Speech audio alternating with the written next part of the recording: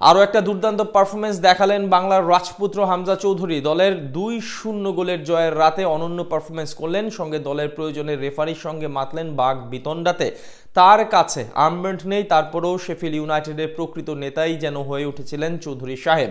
Sheffield ইউনাইটেডের জয়ের রাতে হামজা চৌধুরীর দুর্দান্ত পারফরমেন্সের সঙ্গে দলের স্বার্থে রেফারির সঙ্গে হামজার বাঘ বিতণ্ডাতে মেতে ওঠার বাকি গল্পটা জেনে নেব রিপোর্টে।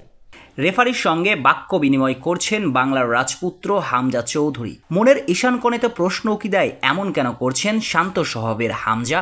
সে প্রশ্নের উত্তর জানতে আপনাকে আসতে হবে ইংলিশ চ্যাম্পিয়নশিপের 45তম রাউন্ডে শেফিল্ড ইউনাইটেড বনাম স্টোক সিটির ম্যাচে। যে ম্যাচে বাংলার রাজপুত্র হামজা চৌধুরী আরও একবার চিনিয়েছেন নিজেকে, প্রমাণ করেছেন কেন তিনি এই মুহূর্তে ইংলিশ চ্যাম্পিয়নশিপের সেরা ফুটবলারদের একজন। যদিও খালি চোখে দলের প্রতি হামজার নিবেদন দেখা যাবে না, তবে চুলচেরা বিশ্লেষণ করলে ঠিকই খুঁজে পাবেন মৌসুমের মাঝপথে যোগ দিয়ে কিভাবে হামজা হয়ে উঠেছেন দলের নিউক্লিয়াস।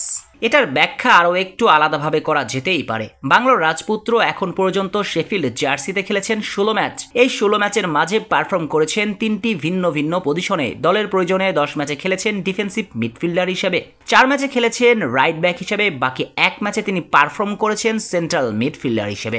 এই তথ্যটুকুই হয়তো যথেষ্ট হামজা কেন এই মুহূর্তে শেফিল্ড ইউনাইটেডের নিউক্লিয়াস, দলের যখন যেখানে প্রয়োজন সেখানেই নিজেকে নিংড়ে দিচ্ছেন। অবশ্য মাঠে যেমন বল পায়ে পারফর্ম করছেন, ঠিক সেভাবে আর্মব্যান্ড না থাকলেও তিনি হয়ে উঠেছেন দলের নেতা। আর স্টোক সিটির বিপক্ষে রেফারির সঙ্গে বাঘ বতিন্দাতে জড়িয়ে নিজেকে আরও একবার নেতা হিসেবে জাহির করেছেন হামজা। কেননা রেফারি দিয়ে একটা ফাউলের সিদ্ধান্ত ছিল শেফিল্ডের বিপক্ষে, যা কোনোভাবেই মানতে পারছিলেন না তিনি। তাই তো দৌড়ে এসে রেফারির সঙ্গে মার্জিতভাবে কথা বলতে থাকেন। রেফারির প্রতি সম্মান রেখেই ফাউলের কারণ জানতে চেয়েছিলেন হামজা। একেই তো বলে নেতা।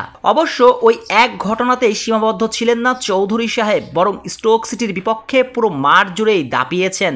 দলের 2-0 গোলের জয়ে আড়ালের নায়ক ছিলেন সাবেক প্রিমিয়ার লিগের এই ফুটবলার। সরাসরি প্রিমিয়ার লিগে উঠছে না শেফিল্ড, এটা একেবারে স্পষ্ট জানা ছিল সবারই। তাই স্টোক সিটির বিপক্ষে খুব একটা চাপে ছিল না তারা। তবে টেবিলের 17 নম্বরে থাকা দলের সঙ্গে লড়াইটাও তো ছিল মর্যাদা রক্ষার, আর সেই লড়াইয়ে 2-0 জয় তুলে নিয়েছে শেফিল্ড ইউনাইটেড, যা প্লে অফের আগে আত্মবিশ্বাসী করে তুলবে তাদের। তবে শেফিল্ডের এমন জয়ের রাতে হামজা যেন ডানাকাটা প্রজাপতির বেশে পুরো মাঠ দৌড়িয়ে বেরিয়েছেন। আগের ম্যাচে রাইট ব্যাকে খেললেও এদিন একাদশে জায়গা পেয়েছিলেন সেন্ট্রাল মিডফিল্ডার হিসেবে, আর মধ্যমাঠে দাঁড়িয়ে রাজত্ব কায়েম করেছেন হামজা চৌধুরী। নিজের কাছে আসা বলের 89% অ্যাকুরেট পাস ছুড়েছেন, করেছেন 3টি ট্যাকেল, 3টি ক্লিয়ারেন্স ও 3টি ড্রিবল পাস করেছেন তিনি। এগুলো হিসেবেই বলে দেয় একজন হামজা কিভাবে দিনে দিনে হয়ে উঠছেন শেফিল্ডের সর্বে সর্বা।